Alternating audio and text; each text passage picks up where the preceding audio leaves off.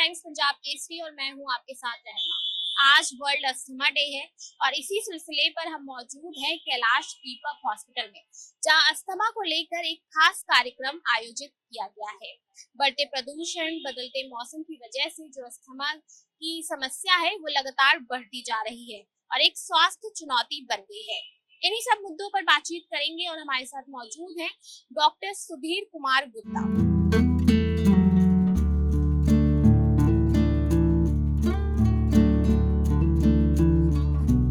आमतौर पे आपने देखा लोग बोलते हैं कि मुझे एलर्जी रहती है। कभी एक दिन में ठीक हो जाती है, 2 दिन में ठीक हो जाती है, महीने 15 दिन में एक बार हुई।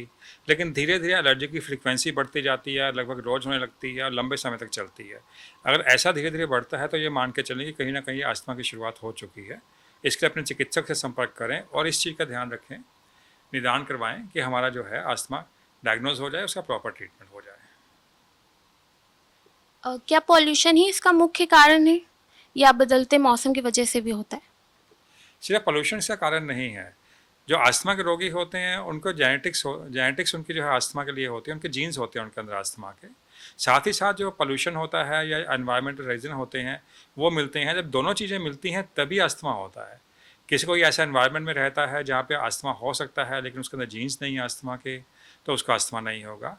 या कोई व्यक्ति जिसके अंदर अस्थमा के जीन्स हैं लेकिन एनवायरनमेंट के कारण नहीं है, तो उसका भी अस्थमा नहीं होगा। जिसके अंदर जीन्स हैं और कहीं ऐसे वातावरण में जाता है जहाँ पे अस्थमा के कारक मौजूद हैं, तो उन दोनों के मिलने से ही अस्थमा आता है। बदलते मौसम का इस पर कितना असर पड़ता है? बदलते मौसम के सब काफ़ी ज़्यादा असर आता है। मौसम जब एकदम से बदलता है तब बहुत दिक्कत होती है। मौसम बदलने का मतलब ये नहीं होता कि आज गर्मी है पर एकदम से बरसात शुरू हो गई या आंधी चलने लग गई, ये तो अपने आप में एक है ही है। लेकिन ये इस लेवल के जो माइक्रो लेवल हम जिसको बोलते हैं, जैसे एकदम से एसी में बैठे हैं, एसी से बैठ के एकदम से बाहर धूप में चले गए, या गरम गरम गाड़ी से आए हैं, धूप में से आए तो एकदम से एसी में चले गए, तो ये भी एक जो वातावरण का परिवर्तन है, ये भी बदलते मौसम में गिना जाता है और इससे भी कई बार अस्थमा प्रेसिपिटेट हो जाता है। और अगर किसी को अचानक अस्थमा अटैक आ जाए तो उसे क्या करना चाहिए? फर्स्ट एड क्या होगा?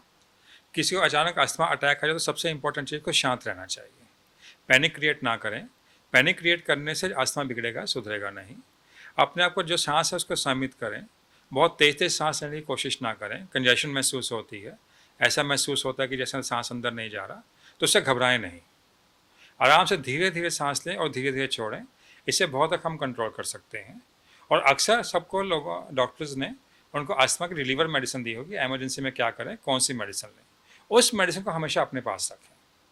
कहीं जाते हैं अटैक आते हैं तो उस मेडिसिन को इनहेलर के तुरंत ले लें, उससे ये रिलीफ हो जाएगा उनको। बच्चों और बुजुर्गों में अस्थमा कितना अलग होता है? बच्चों और बुजुर्गों में अस्थमा में थोड़ा सा फ़र्क होता है।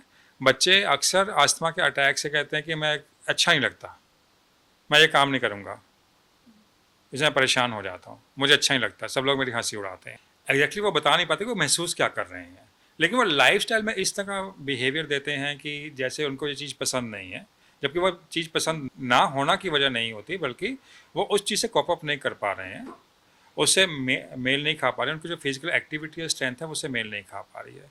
तो इसको समझें, और इस चीज़ का एक कारण अस्थमा भी हो सकता है। और बुजुर्ग अक्सर इस चीज़ को लापरवाही में लेते हैं कि ये तो ऐसे होता ही रहता है, जो पहले भी हो जाता है, जब मौसम आता है तो ये ऐसे ही चलता है जी हमारा।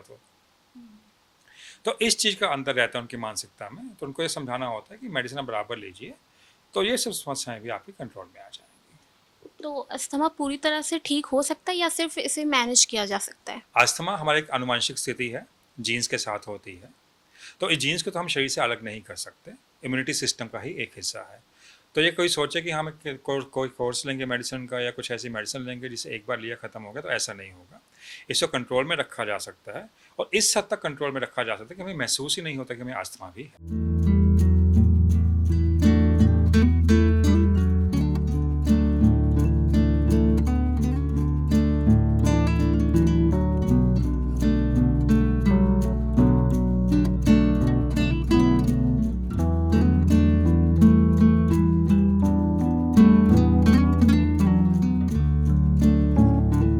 हमारे साथ मौजूद हैं डॉक्टर लवलीन शर्मा।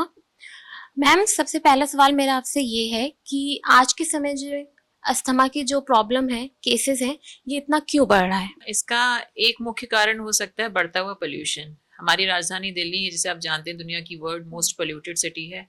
गाड़ियों का धुआं एंड इंडस्ट्रीज हैं, कंस्ट्रक्शन है, जितना भी डस्ट है, ये सब एक्सपोजर्स जो लोग ऑलरेडी जेनेटिकली प्री डिस्पोज्ड है, मतलब जिनके अंदर ऑलरेडी ये जीन्स हैं कि वो मैनिफेस्ट कर सकते हैं अगर उनको ट्रिगर्स मिल जाएं, तो ये बहुत सारे ट्रिगर्स हैं जिसके कारण अस्थमा के केसेस बढ़ रहे हैं। इवन बच्चों में भी ये केसेस देखे जा रहे हैं। तो पोल्यूशन एक काफ़ी बड़ा कारण है। क्या खान पान और डेली रूटीन चेंज करने से अस्थमा को मैनेज किया जा सकता है?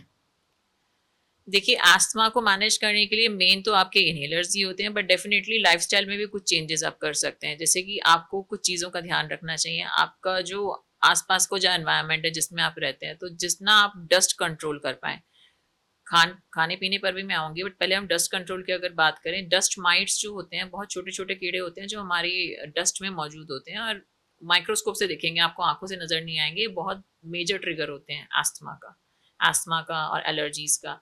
तो इनको कंट्रोल करने के लिए आपकी घर में जितनी भी धूल इकट्ठा करने वाली चीज़ें हैं, चाहे वो सॉफ्ट टॉयज हैं, कारपेट्स हैं, बेडिंग्स हैं, पिलो कवर्स हैं, इनको रेगुलर इनकी क्लीनिंग होनी चाहिए, वैक्यूमिंग होनी चाहिए, इनको वॉश करना चाहिए, धूप में लगाना चाहिए। आपको बहुत ज़्यादा कोई भी धूप बत्ती, अगरबत्ती, कोई मस्कीटो कॉइल्स या हिट स्प्रेज, बेगॉन स्प्रेज, ये सब इन सबको अवॉइड करना चाहिए। घर में प्रॉपर वेंटिलेशन होना चाहिए। बात खाने पीने की करें तो हम अगर डायरेक्टली कोई फ्रिज से निकाल के नहीं खाए खाना, अगर जिसको अस्थमा है, कोल्ड भी ऐसे ट्रिगर होता है अस्थमा के अटैक्स से, खांसी हो सकती है, सांस फूल सकती है। एंड नेचुरल होममेड खाना खाइए एंड जितना हो सके आर्टिफिशियल फ्लेवर्स, स्वीटनर्स, प्रिजर्वेटिव्स, ऐसे फूड्स को अवॉइड कीजिए। इनहेलर्स को लेके लोगों में काफ़ी मिथ है और डर भी है कि इनहेलर्स की आदत लग जाती है। इस पे आप क्या कहेंगे? इनहेलर्स अस्थमा का मेन ट्रीटमेंट है। वो उसका कारण भी यही है। पहले तो अस्थमा के ट्रीटमेंट में गोलियां दी जाती थी, एस्टेलिन की गोलियां, बट इनका साइड इफेक्ट्स बहुत होते हैं। ये बॉडी में जाते हैं, लिवर के थ्रू, फिर पूरे ब्लड सर्कुलेशन में जाते हैं एंड इनसे दिल की धड़कन बढ़ सकती है, हाथ कांप सकते हैं। इन सब को अवॉइड करने के लिए फिर इनहेलर्स आए। इनहेलर्स जो आपके सांस की नलियों में जाके, जहाँ पर प्रॉब्लम है वहीं पर इनका एक्शन होता है, बॉडी में इनका एब्जॉर्प्शन बहुत कम है, तो इसलिए साइड इफेक्ट्स भी इनके कम रहते हैं। बात है आदत पड़ने की।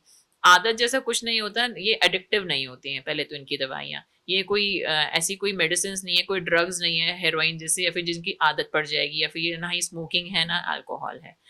इसकी ज़रूरत है पेशेंट को, क्योंकि आस्थमा के पेशेंट्स की सांस की नलियों में ये इन्फ्लेमेशन हमेशा रहती है, तो उस इन्फ्लेमेशन को दबा के रखने के लिए इनहेलर ज़रूरी है। जैसे किसी को बीपी है तो वो बीपी की मेडिसिन लेगा, डायबिटीज़ के लिए हम शुगर की दवाई देते हैं। हम ये नहीं कहते कि उसको बीपी की मेडिसिन की आदत पड़ गई या शुगर की मेडिसिन की आदत पड़ गई। इनहेलर्स बस एक मेडिसिन हमारे सांस की नलियों तक पहुँचाने का तरीका है, तो ये बिल्कुल एडिक्टिव नहीं है।